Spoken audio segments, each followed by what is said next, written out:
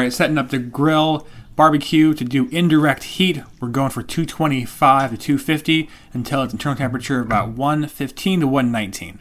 After that, we'll take it out, set up for direct grilling. That's by removing the deflector plate that you see beneath the meat and set it up for a nice good hot fire. If you're wondering, this was a sirloin tip roast.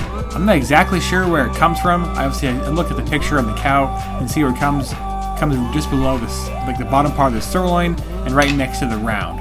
Of course, I was going for tri-tip, but that's all the grocery store had available at this time, and times are crazy right now, and that's all we had, so that's what we went with. It was cheap, and that was also a bonus. So I'm not complaining. This was absolutely great tasting and incredible. This is what happens right here when you break your wife's tongs. These things were not meant to move a piece of meat this size.